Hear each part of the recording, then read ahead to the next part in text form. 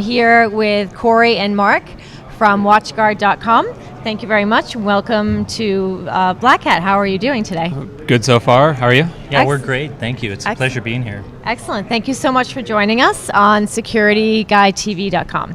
So we'd like to start first by addressing your respective roles within the company, and then we'll go into what your company does and go a little more under the hood about the particular solutions and products in the market. Sure. So I'm Mark Laliberte. I'm an information security analyst on our threat research team at WatchGuard. So I'm in charge of doing most of our threat research, and then we put out our quarterly internet security report to kind of highlight some of the data that we find.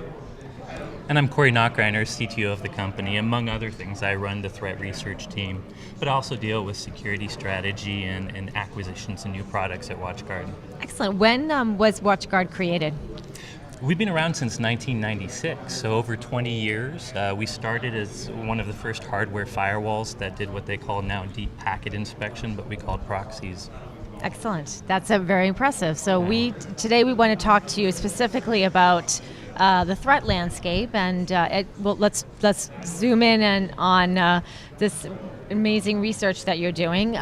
We have obviously met with quite a few companies, and a quarterly newsletter sounds good to me. Yeah. If I were the CISO or even a board member and I want to be able to track developments, can you tell us more about the type of research that you do and the information that you share with your clients? Yeah, sure. So one of the things we do in our quarterly report is we have this thing we call the Firebox feed, which is a threat intelligence feed we get from our tens of thousands of fireboxes, our firewall appliances deployed out into the field. And from that feed, we're able to get quite a bit of good data about different threats that we see potentially trying to attack our customers.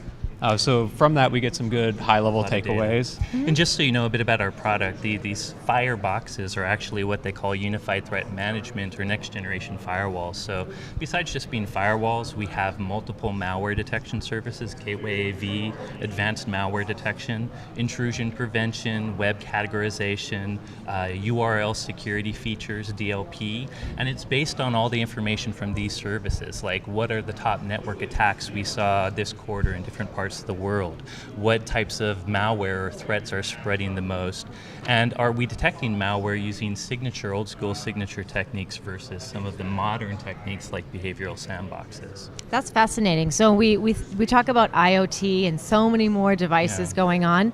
Are these fireboxes a certain number of fireboxes per company, or are you moving them around geographically? So our firewall appliances are typically put up at least on the network perimeter. So they're kind of between the internet and your organization. Because they have multiple interfaces and they support VLAN tagging, smart people also use them to segment their internal network as well. So they're typically gateway type devices that segment your network at different points. You mentioned IoT though. I mean, one of the biggest things in our last security report for Q1 was we saw a huge increase in Linux malware. We saw three particular Linux threats. One was called Linux, it's a generic catch for Linux exploit, one for Linux downloader, and one for Linux flutter. And as we analyze some of these threats, they look like pretty old school Linux attack techniques, like scripts that go and grab tools and put them on a Linux system. But you mentioned IoT. Mark will tell you why we believe this increase in Linux attacks. Mm-hmm. Yeah, so what we've noticed over the past few years is a dramatic increase in the number of IoT devices that have been deployed out there on the networks. Most industry analysts expect them to just completely blow away even traditional mobile devices within the end of the year.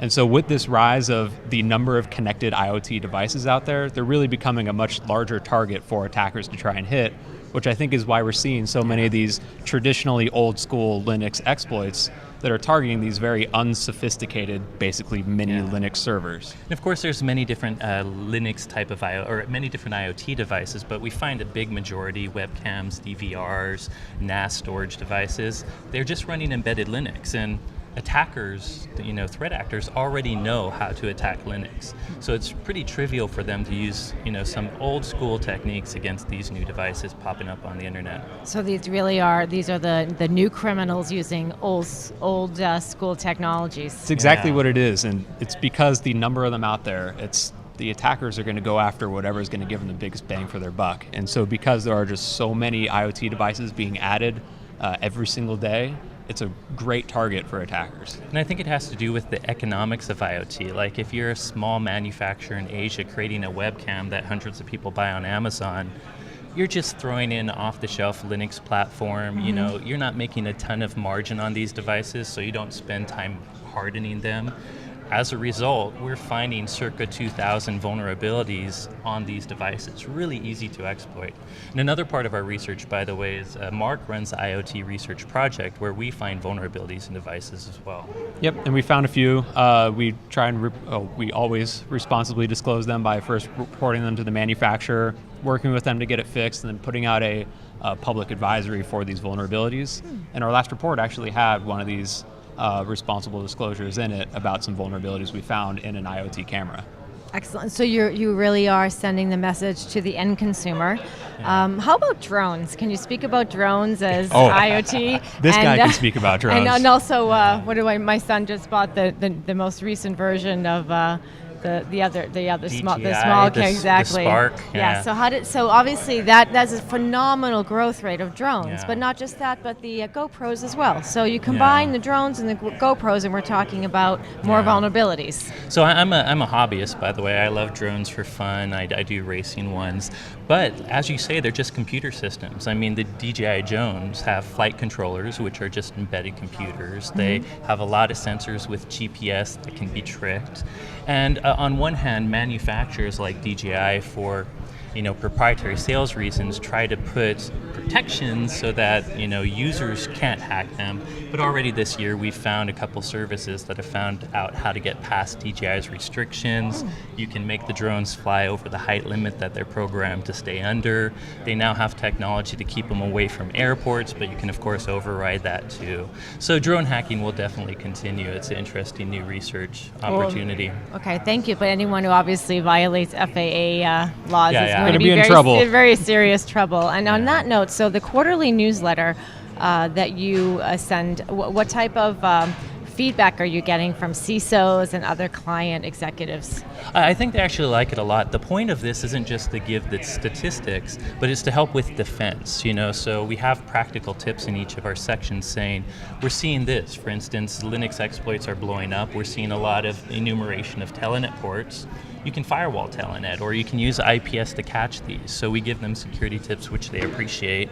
One of the big statistics we found is we catch malware at WatchGuard in two different ways. At a very high level, one way is kind of traditional antivirus, where for the most part, you know a pattern and you're looking for a pattern. You might do other things like heuristics, but for the most part, you have to have seen the malware to block it. That is missing a whole lot of malware. Ransomware like WannaCry is getting past a lot of traditional AV because of this. So we have another service that uses what we call advanced malware sandboxing and looks for behaviors. So one of the statistics we look at for boxes that have both of those services, how much does our advanced malware service catch? Because if our advanced malware service catches it, that means it got past gateway antivirus. It was seen as clean by traditional AV.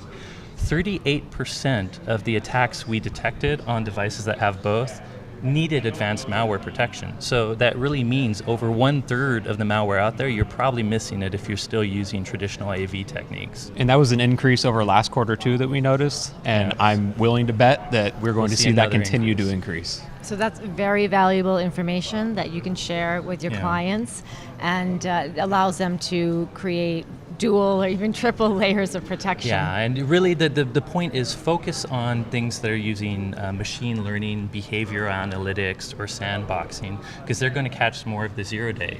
Things like WannaCry, the first hour it came out, I would say about 80% of the AV vendors, their normal engine was not catching it. But behavioral detection caught it right away, because ransomware authors can change the way their binary looks on a digital level, but they can't change what the ransomware is actually doing on a computer.